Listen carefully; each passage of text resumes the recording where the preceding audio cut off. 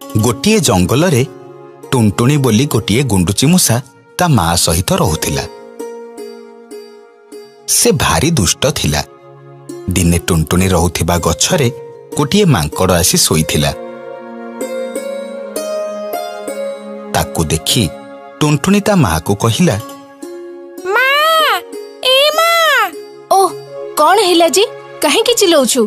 देखिलो माँ, से मांकड़ केमिति आम गछरे आसी सोईची। ताकू तमे जाई कुह जे सेई गछरु शीघ्र चली जिबा। ओहो, ए तो कौन कहूचु कहिलु? ए जंगल समस्तंकर, तेणु ए जंगल रे थिबा समस्त गछलता फूल फल उपरे प्रत्येक पशुपक्षींकर अधिकार अछि, बुझिलु? नाई माँ, एटा आम गछ। से आम गछरे काहे की सोईबा? जंगल रे एते गछ अछि, से जाई अन्य कोनोसी गछरे सोउनी। ओहो, तू पाटी चुप कर तो, बेसी कथा कहनी, ताकू सोईबाकू दे। माँ ठू गाली सुनी टुनटुनी चट करी मांकड़ सोईथिबा डालरे डिया मारी आसी पहुंचिला। आउ कहिला, रहरे बुढ़ा मांकड़, तते आज दउछि पानी। आम गछरे आसी आराम रे सोईछु नाही।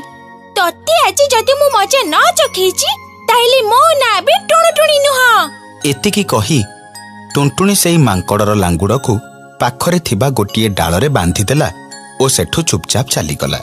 किछि समय परे मांकड़र निद भांगिबारु से सेई गछरु डिया मारिला बेलकू लांगुड़ बंधा हैथिबारु से सेई गछ डालरे झुलिकी रहिला। आउ तापरे जोरे चित्कार कला, अरे ए किए कोठी अछ रे? मते बंचाओ, नहले मो लांगुड़ छिड़ी जिवो। केही मते रक्षा करो। तार चित्कार सुनी बनर अन्य पशु माने आसी रुंड हेले। तांको भितरे जंगलर राजा सिंह मध्य थिले। एसबु देखि से कहिले, अरे केही जणे जाई मांकड़ लांगुड़ को खोली दियो। आज्ञा महाराज, मु एबे जाई खोली दउची। काऊ मांकड़र लांगुड़ खोलिबा मात्रे मांकड़ दूम करी तळे पड़िला। ए सबु देखि आश्चर्य हेई सिंह महाराज कहिले, अरे मांकड़ भाई, तमरे अवस्था किए कला? जानिनी महाराज, मु सोईथिबा बेले केही जणे मो लांगुड़ को बांधी देइची। किए आउ बांधी देबो? सेई टुणटुणी छड़ा आउ केही बे काम करि नथिबे।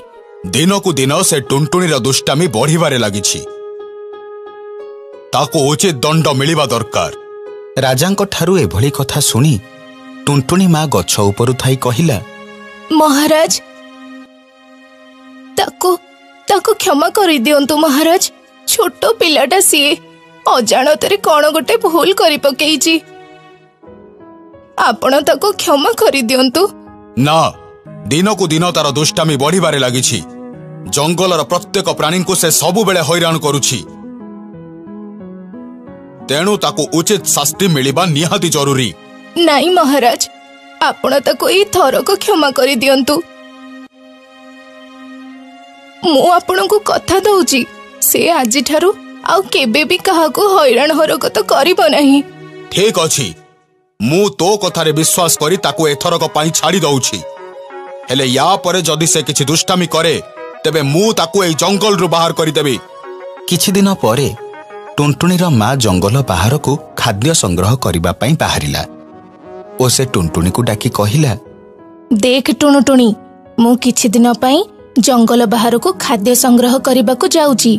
मु फेरिबा पर्यंत तू एइठे रहिबू, जम्मारू भी दुष्टामी करिबुनी। ठीक अछि माँ, मु कुआडे भी जिबिनी। हेले तमे शीघ्र फेरी आसीबो तो? हाँ, मु शीघ्र फेरी आसीबी। टुनटुणी कथा देला सत, किंतु ता मार ता उपरे विश्वास नथिला। सेथिपई से सेई गछरे बसा करी रहुथिबा गोटाए कला काऊ को डाकी कहिला, भाई, मु खाद्य नहीं फेरिबा पर्यंत तमे टिके टुणुटुणी उपरे आखि रखिथिबो। ठीक अछि, तमे जम्मा व्यस्त हुआ ना। मु ता उपरे आखि रखिछि, तार किछि भी क्षति हबनी। किछि दिन गला। टुनटुणी मने मने भाबिला, माँ तो केते दिन हेला गलानी, हेले जाई तो फेरिलानी। जाउची, मु भी जंगल बाहर को जिबी। कोठी ना कोठी माँ सहित तो निश्चय भेट हो। अरे कुआडे जाउछु? तो माँ मते मना करी जाइछि तते कुआडे छाड़िबा पाई। ना मामू, मु कुआडे भी जाउनी। एई पाखरे थिबा पोखरीरु पानी भी फेरी आसीबी। हो ठीक अछि, जा। टुनटुनी माँ को खोजिबाकू जाई बाटबणा ହେଇଗଲା। किछि समय परे टुनटुनीर माँ आसी देखिला जे टुनटुनी से गछरे नाही। से काउठारू सबु कथा शुणी टुनटुनी को खोजिबा पाई अन्य पशुपक्षी मानंकु नेई बाहरी पड़िला।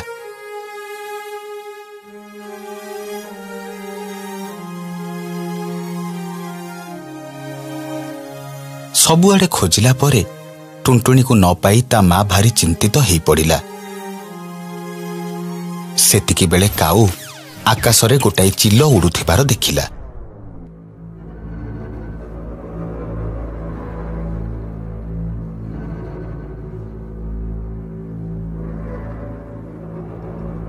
अरे सेठी गोटे चिल एमिति उड़ुची काहींकी? बोधे से ता शिकार को देखि सेठी उड़ुची। से मो टुणुटुणी को आउ शिकार करबा को आसेनी तो। काऊ भाई तमे टिके जाई देखि आसिले हुअंतानी। ठीक अछि, मो जाई देखुची।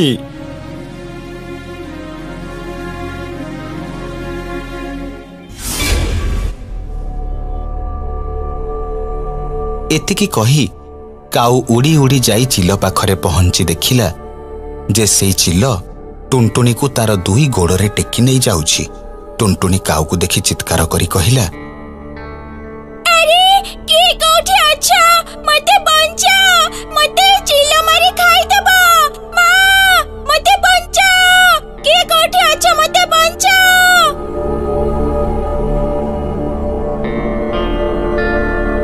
तू जम्मा चिंता करनी। एतिकी कही काऊ जाई चिलर मुंड को खुंपिबाकू लागिला, जाद्वारा चिल निजको बंचेइबाकू जाई टुनटुनी को छाड़ीदेला। टुनटुनी सीधा आसी तले पड़िला। ताकू ता माँ कहिला, टुणुटुणी तू ठीक अछु तो? हाँ माँ, मु ठीक अछि।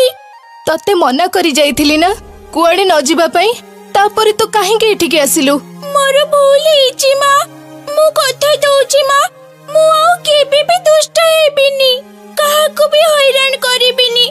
मु एथर सुना पिला हेई रहिबी। सेई दिनो टुनटुनी आउ दुष्टामी न करी भल पिला हेई रहिला। गुरुजन मानंक कथा न मानिले एमिति असुविधारे पड़िबाकू हुए।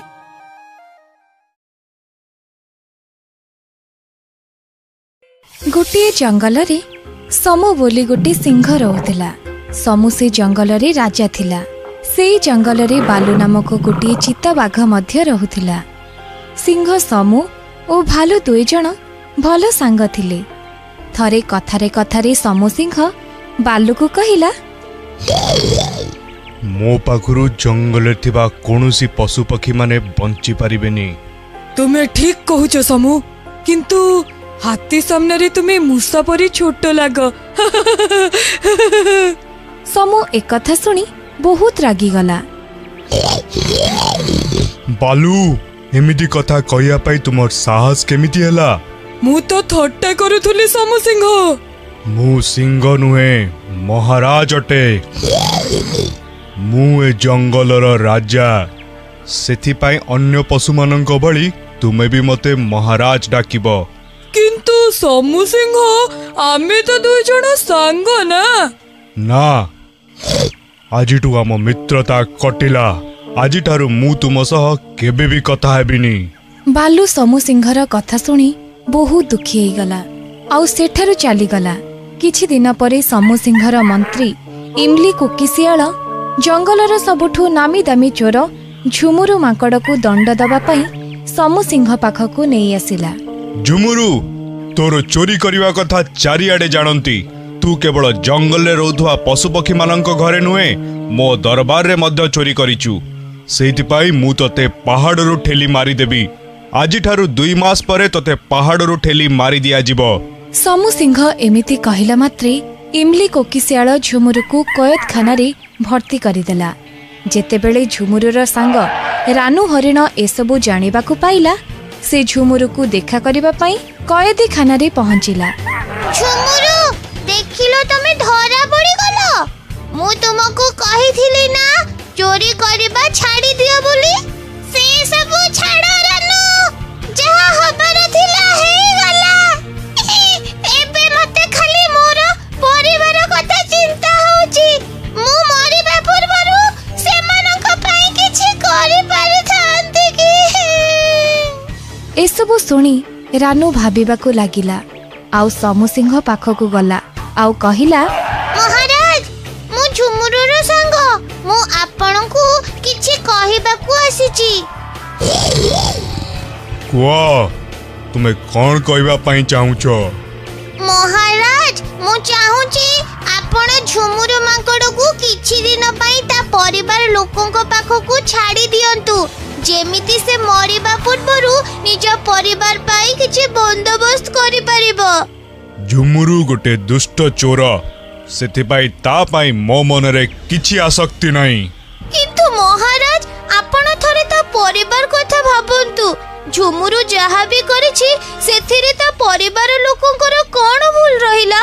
ଯଦି ଆପଣ ତାକୁ... ମୁଁ ଏଥିରେ ତୁମକୁ କୌଣସି ସାହାଯ୍ୟ କରିପାରିବିନି। ଆଉ ଯଦି ନିଜ ପରିବାର ଲୋକଙ୍କୁ ସାହାଯ୍ୟ କରିବା ବାହାନାରେ ସେ ପଳେଇଗଲା, ତେବେ ମୁଁ କାହାକୁ ଦଣ୍ଡ ଦେବି? ଏହି କଥା ଶୁଣି ରାନୁ କିଛି ସମୟ ଭାବି ସାରିଲା ପରେ କହିଲା, ଠିକ ଅଛି ମହାରାଜ, ଆପଣ ଝୁମୁରୁକୁ ଛାଡ଼ି ଦିଅନ୍ତୁ। ଯେତେ ପର୍ଯ୍ୟନ୍ତ ଝୁମୁରୁ ଘରୁ ନ ଫେରି ଆସିଛି, ମୁଁ ତା ଜାଗାରେ କଏଦଖାନାରେ ରହିବି। ଆଉ ଯଦି ସେ ଘରୁ ବିଲକୁଲ ନ ଆସିଲା, କ'ଣ ତା ଜାଗାରେ ତମେ ମରିବ? ହଁ ମହାରାଜ, ମୁଁ ଏ ସର୍ତ୍ତ ପାଇଁ ବି ରାଜି ଅଛି। ରାନୁର କଥା ମାନି ସିଂହ ମହାରାଜ ଝୁମୁରୁକୁ କଏଦୀଖାନାରୁ ବାହାର କରି ତା ଜାଗାରେ ରାନୁକୁ କଏଦୀଖାନାରେ ଭର୍ତ୍ତି କରିଦେଲା।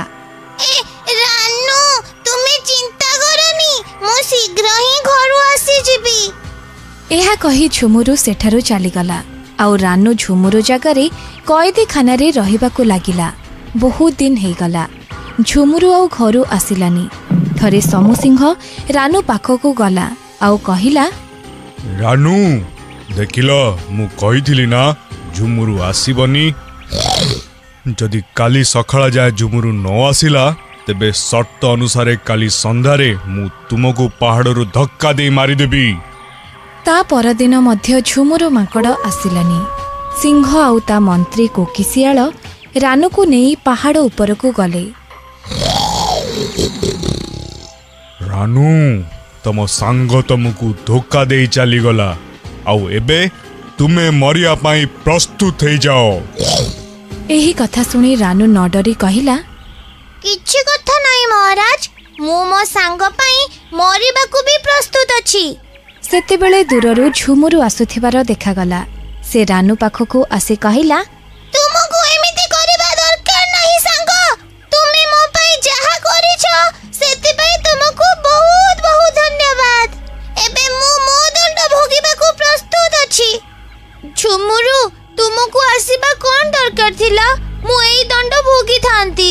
ନା ରାନୁ, ଦୋଷ ମୁଁ କରିଛି, ସେଥିପାଇଁ ଦଣ୍ଡ ମୁଁ ହିଁ ପାଇବା ଉଚିତ।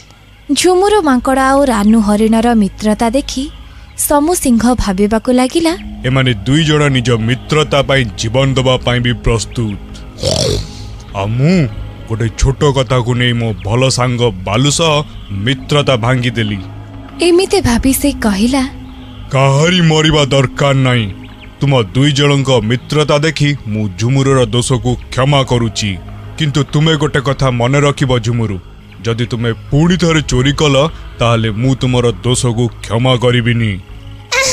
ନାଇଁ ମହାରାଜ, ମୁଁ ଆଉ କେବେ ବି ଚୋରି କରିବିନି। ଠିକ ଅଛି, ତୁମେ ଏବେ ଯାଇପାର। ଝୁମୁରୁ ଆଉ ରାନୁ ଖୁସି ଖୁସି ସେଠାରୁ ଚାଲିଗଲେ। ସେମାନେ ଯିବା ପରେ ସମୁ ନିଜ ସାଙ୍ଗ ବାଲୁ ପାଖକୁ ଗଲା ଆଉ କହିଲା, ବାଲୁ, ମୁଁ ତୁମକୁ କ୍ଷମା ମାଗିବା ପାଇଁ ଆସିଛି। ମୁଁ ତୁମ ଥଟ୍ଟାରେ ରାଗିବାର ନଥିଲା। ମତେ କ୍ଷମା କରିଦିଅ ବାଲୁ। କିନ୍ତୁ ମହାରାଜ। ମହାରାଜ ନୁହେଁ, ସମୁ। ଆଜିଠୁ ତୁମେ ମତେ ସମୁ ଡାକିବ, କାହିଁକି ନା ସାଙ୍ଗ ନିଜ ନିଜର ନାଁ ଧରି ଡାକନ୍ତି। ଏହିପରି ଭାବରେ ରାନୁ ଆଉ ଝୁମୁରୁର ମିତ୍ରତା ଦେଖି ସିଂହ ତାର ଦୋଷ ଜାଣିପାରିଲା ଆଉ ସେ ବାଲୁକୁ କ୍ଷମା ମାଗିଲା। ବେଳେବେଳେ ଅନ୍ୟର ସୁଗୁଣ ଦେଖି ନିଜ ଭିତରେ ଥିବା ଦୁର୍ଗୁଣ ଆମେ ଜାଣିପାରୁ। ସେଥିପାଇଁ ଆମେ ସବୁବେଳେ ଭଲ କାମ କରିବା ଆଉ ଭଲ ଗୁଣ ଶିଖିବା।